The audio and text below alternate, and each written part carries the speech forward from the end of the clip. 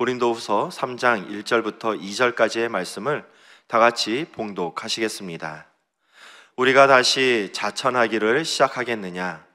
우리가 어찌 어떤 사람처럼 추천서를 너희에게 붙이거나 혹은 너희에게 받거나 할 필요가 있느냐?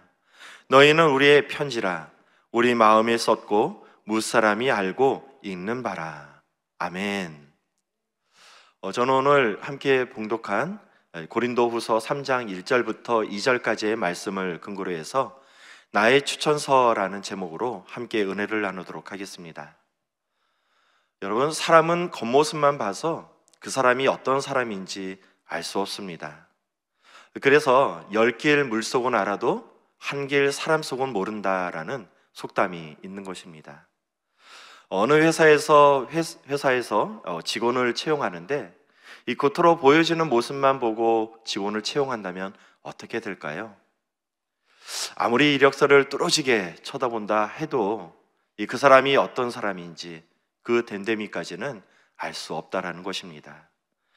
그래서 회사에서는요, 직원을 뽑을 때 겉으로 보여지는 모습, 즉 스펙만 보고 사람을 뽑는 것이 아닙니다. 면접을 통해서 여러 가지 질문을 해가면서 이 사람이 어떻게 대답하고 반응하는지를 보면서 그 사람을 됨됨이를 살펴보고 직원으로 뽑는 것을 볼 수 있습니다. 제가 하나님의 부르심을 받아서 신학교에 지원하게 되었습니다.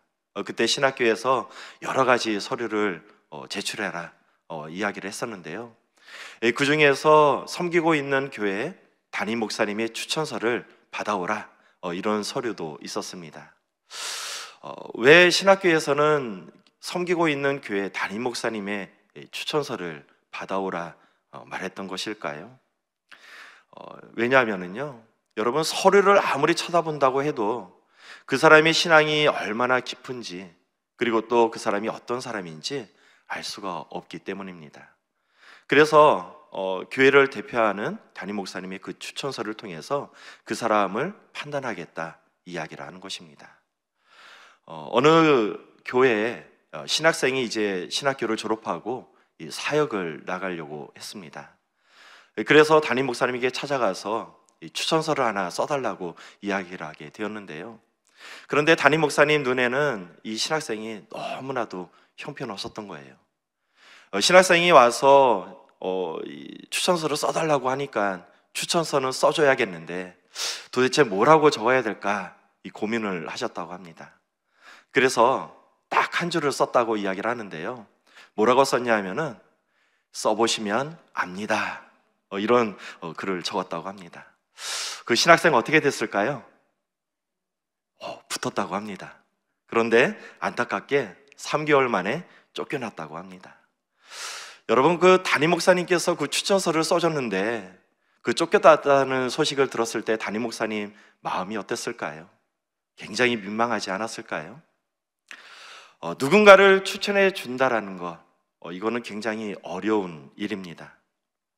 왜냐하면은 그 사람을 추천해 준다라는 것은요, 이 사람은 이런 사람이다라는 것을 내 명예와 이름을 걸고 보증해 주는 것이기 때문입니다. 그래서 신학교에서 섬기고 있는 교회의 담임 목사님의 추천서를 받아오라 이야기를 하는 것입니다. 자, 그렇다면은 우리 사도 바울이 살았던 시대는 어땠을까요? 지금처럼 발전하지 않았습니다. 지금이야 어느 학교를 나왔는지 또 얼마나 열심히 공부했는지 졸업증명서 띄워오고 성적표를 갖다 주면은 얼마든지 알 수 있습니다. 하지만 사도 바울이 살았던 시대는 그렇지 않았다라는 것입니다. 그래서 어떻게 했느냐? 이 추천서를 보면서 이 사람을 판단하게 됩니다. 누구에게 가르침을 받았느냐, 또 누구에게 추천을 받았느냐, 이것은 굉장히 중요한 이야기였는데요. 왜냐하면 이것은 그가 어떤 사람인지 또 신분이나 자격을 대변해주는 정보가 되기 때문이었습니다. 초대교회에서요, 복음을 전했던 사람들은 그래서 항상 이 추천서를 소지하고 다녔다고 합니다. 이 성도들은 이 추천서를 보면서 이 사람은 복음을 전할 수 있는 사람이다라는 것을 판단하게 되었고요. 그로 인해서 열심히 복음을 증거하게 되었습니다. 자, 그런데 안타깝게도 사도 바울에게는 추천서가 없었습니다. 그래서 고린도 교회에서 몰래 들어왔던 이 바울의 대적자들이 이 바울을 공격하게 되는데요. 여러분, 이 바울은 이 거짓 사도요, 그가 전하는 복음은 사술에 지나지 않습니다. 그러므로 그가 전하는 이 이야기는 들어서면 안 됩니다. 여러분, 구원받기를 원하십니까? 그러면은 할례를 받으십시오. 그리고 율법을 지키시기 바랍니다. 할례를 받고 율법을 잘 지켜야 구원을 받을 수 있습니다. 이야기를 하게 되었습니다. 거짓 교사들은 자신들이 주장하는 것을 정당화하기 위해서 끊임없이 바울의 사도성에 대해서 논쟁을 펼치는 것을 볼 수가 있습니다. 자, 여러분, 그렇다면 이 논란의 중심이 되고 있는 사도란 어떤 사람을 이야기하는 것일까요? 사도, 헬라어로 아포스톨로스라는 단어를 쓰고 있는데요. 이 아포스톨로스라는 단어는 보냄을 받은 자라는 뜻을 가지고 있습니다. 사도로 인정받기 위해서는 몇 가지 전제 조건이 필요한데요. 이 가룟 유다가 예수님을 배반하고 죽자 이 베드로는 가룟 유다를 대신해서 사도를 세울 계획을 세웁니다. 그러고 나서 사도를 세울 때 이러한 사람이 사도가 돼야 됩니다라고 이야기를 하게 되는데요. 우리 사도행전 1장 21절부터 22절까지 말씀 함께 살펴보도록 하겠습니다. 이러함으로 요한의 침례로부터 우리 가운데서 올려져 가신 날까지 주 예수께서 우리 가운데 출입하실 때에 항상 우리와 함께 다니던 사람 중에 하나를 세워 우리와 더불어 예수께서 부활하심을 증언할 사람이 되게 하여야 하리라 하거늘. 자, 사도로 인정하기 위해서 첫 번째 조건이 있었습니다. 그것은 무엇이냐면은 요한의 침례서부터 항상 우리와 함께 다녔던 자여야 한다고 이야기하고 있습니다. 왜 요한의 침례서부터 항상 함께 있어야 됐던 자가 사도가 되어야 된다 이야기하는 것일까요? 여러분, 예수님을 사람을 통해서 걸려서 듣는 거랑 예수님과 직접 동행하면서 또 복음을 함께 전했던 사람하고는 다를 것입니다. 자, 그렇기 때문에 예수님과 함께 공생애를 하면서 예수님의 가르침을 직접 받았던 사람이 사도로 쓰임을 받아야 된다 이야기를 하는 것입니다. 자, 두 번째, 사도로 인정받으려면요, 예수께서 부활하심을 증언할 수 있는 사람이 되어야 된다 이야기를 하고 있습니다. 왜 그럴까요? 예수님의 부활을 직접 눈으로 목격해야지 담대하게 예수님을 전할 수 있기 때문입니다. 자, 그런데 사도 바울은요, 예수님과 함께 사역하지 않았습니다. 부활하신 예수님이 추종하는 자들을 잡기 위해서 예루살렘을 향해 가던 중에 다메섹에서 회심을 하고 예수님을 믿게 되었던 것입니다. 자, 그렇다면 사도 바울은 도대체 무슨 근거로 자신이 사도라는 것을 주장하고 있는 것일까요? 다메섹 도상에서 예수님의 환상을 경험했던 바울은요, 아라비아 광야로 가게 됩니다. 그리고 거기에서 3년이란 긴 세월을 보내게 되는데요.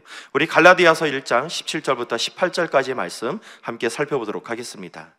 또 나보다 먼저 사도된 자들을 만나려고 예루살렘으로 가지 아니하고 아라비아로 갔다가 다시 다메섹으로 돌아갔노라.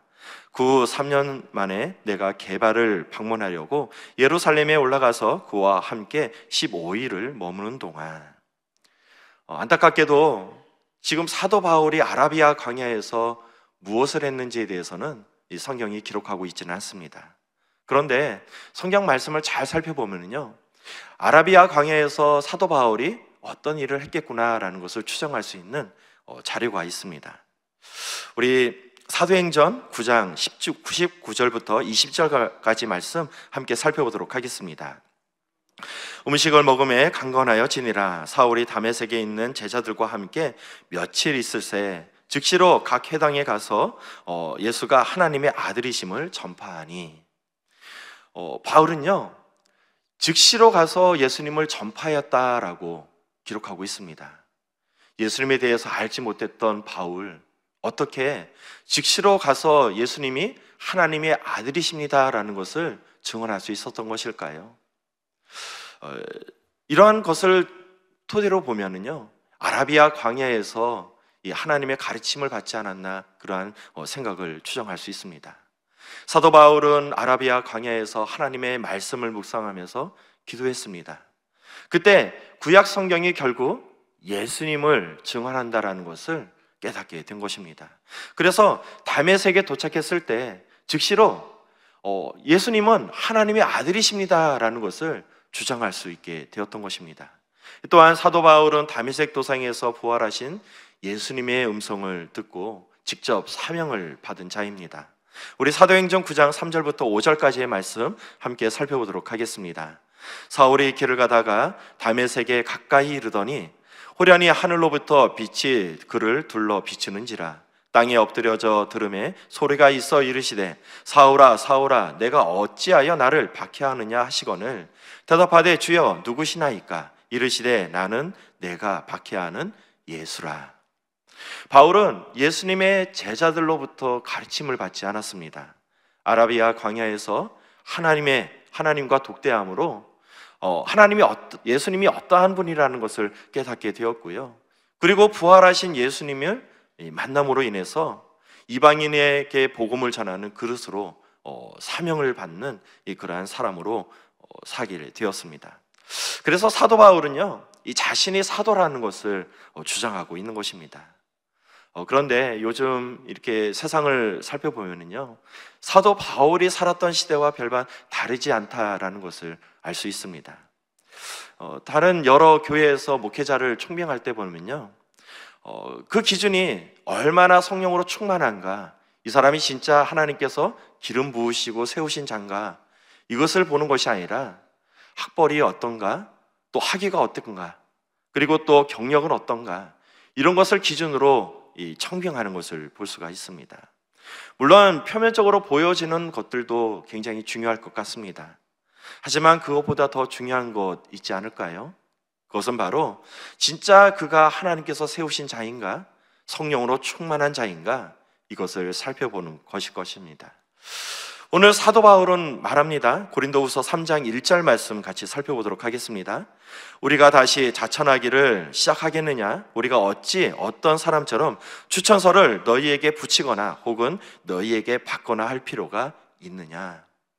여러분, 자천하다 굉장히 좀 낯선 단어죠. 그런데 알고 보면 굉장히 쉬운 단어입니다. 자천, 스스로 추천하는 것을 이야기하는데요. 사도 바울은요, 내가 이런 사람입니다, 스스로 드러내지 않겠다 이야기를 하고 있는 것입니다. 그리고 추천서를 보여주면서 나 이런 사람입니다 이야기하지 않겠다 이야기를 하고 있습니다. 그리고 나를 위해서 추천서를 써달라 요청하지 않겠다 이야기하고 있는 것입니다. 자, 그렇다면 사도 바울은 왜 추천서가 필요 없다라고 말하고 있는 것일까요?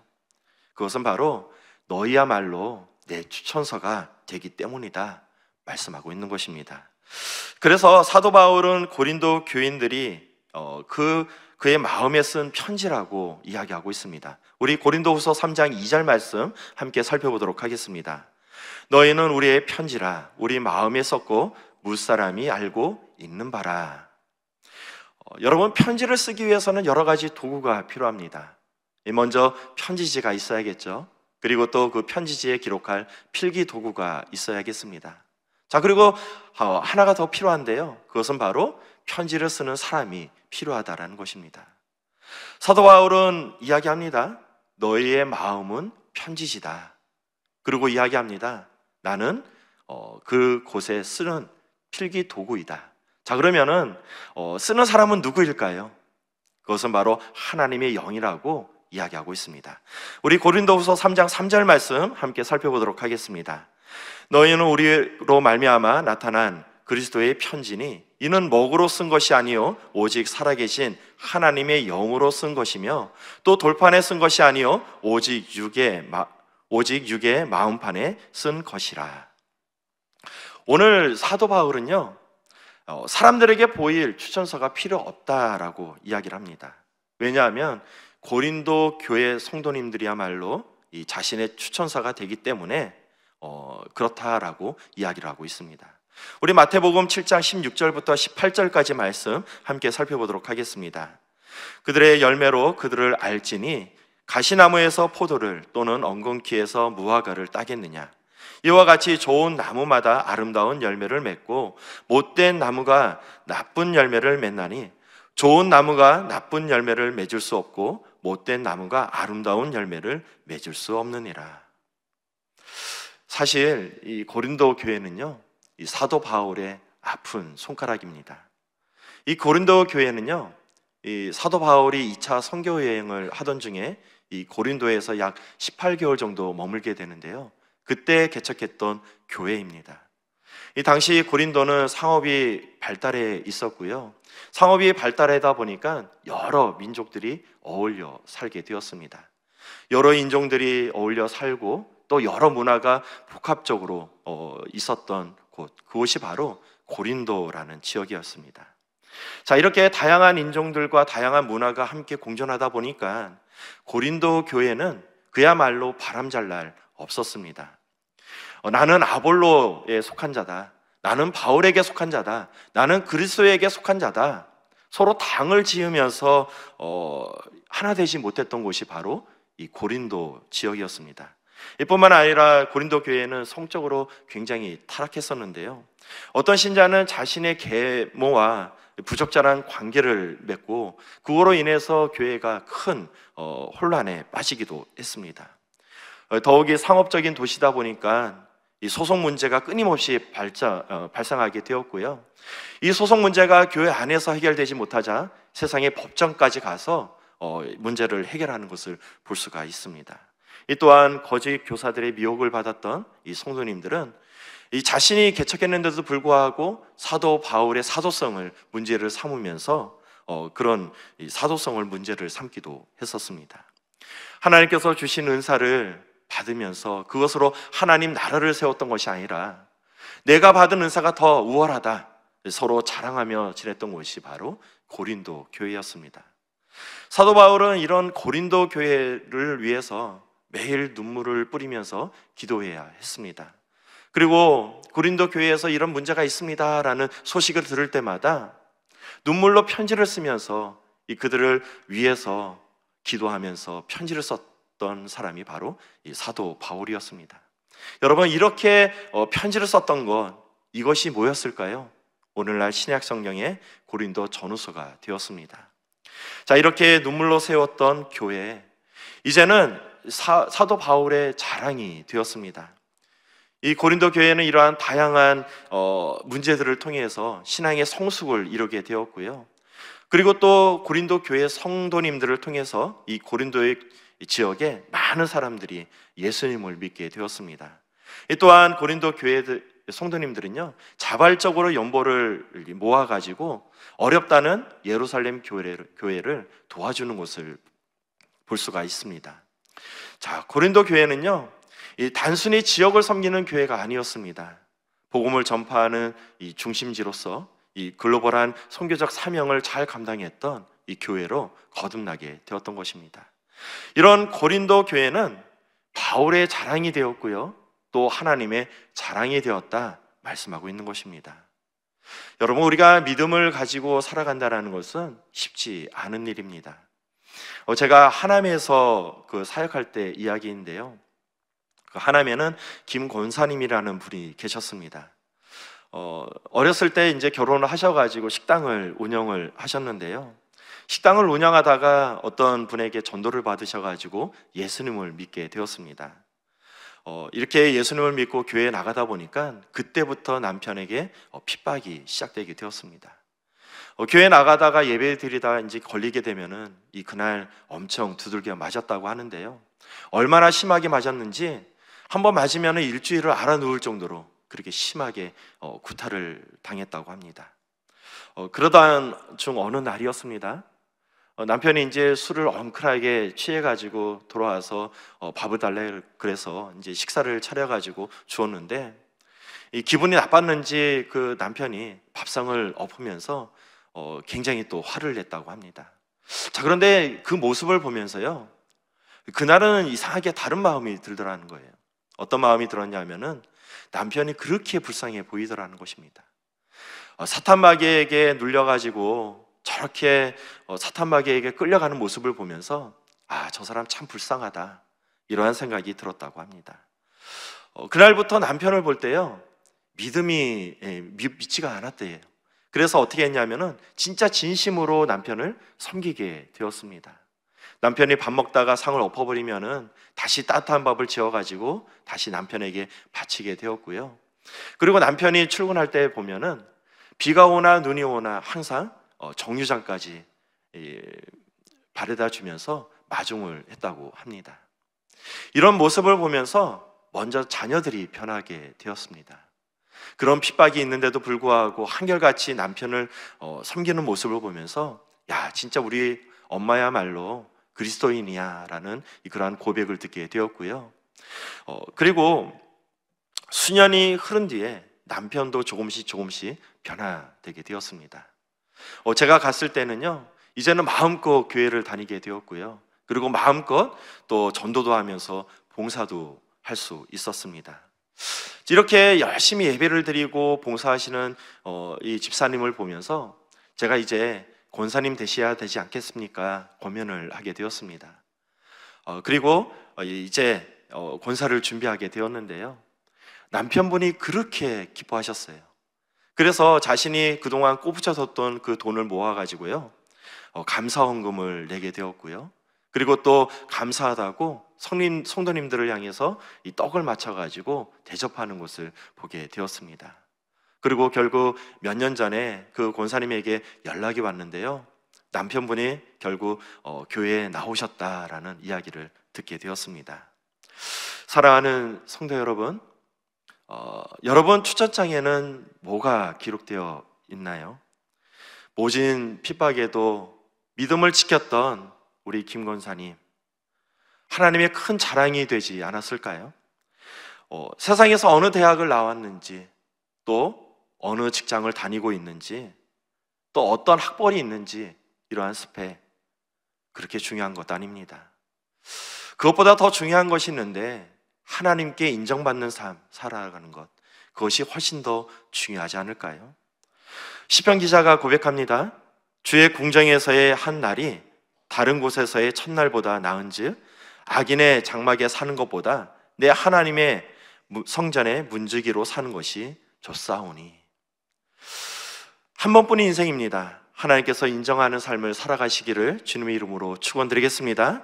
그래서 하나님께서 마음껏 추천할 수 있는 저와 여러분 되시기를 주님의 이름으로 축원드리겠습니다. 기도하시겠습니다. 전능하신 아버지 하나님, 너무나도 감사드립니다. 아버지 하나님, 우리를 붙들어 주시고 또 사용해 주시니 너무나도 감사드립니다. 우리 하나님 은혜 가운데 삶을 살아갈 수 있도록 인도하여 주시고, 매일같이 우리 하나님의 풍성한 은혜 가운데 승리의 삶을 살아갈 수 있도록 인도하여 주시옵소서. 오늘도 귀한 예물을 가지고 나온 우리 성도님들 계십니다. 그 손길마다 우리 하나님께서 큰 복을 더하여 주시고, 오늘도 새벽을 깨워 예배드린 모든 성도님들 우리 하나님의 풍성한 은혜 받아 누릴 수 있도록 인도하여 주시옵소서. 모든 기도 우리 구주 예수 그리스도의 이름으로 기도리옵나이다. 아멘. 하늘에 계신 우리 아버지여, 이름이 거룩히 여김을 받으시오며 나라가 임하시오며 뜻이 하늘에서 이루어진 것 같이 땅에서도 이루어지이다.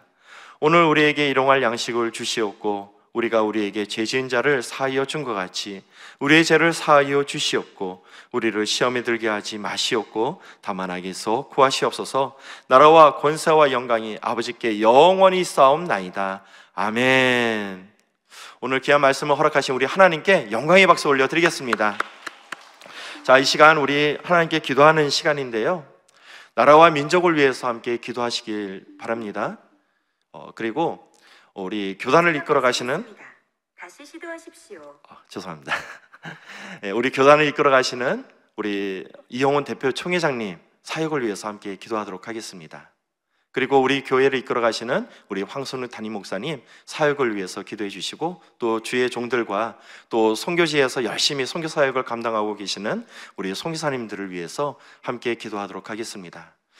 그리고 또 CGI 성회가 얼마 남지 않았습니다. 우리 CGI 성회 잘 치러질 수 있도록, 그리고 다니엘 기도회가 이제 얼마 남지 않았는데요. 다니엘 기도회 가운데 우리 하나님의 거룩한 영이 함께 하시고 수많은 기적이 일어나는 귀한 기도회가 될 수 있도록 함께 기도해 주시기를 바라겠습니다. 우리 주여 삼창하시고 함께 기도하시겠습니다. 주여, 주여, 주여.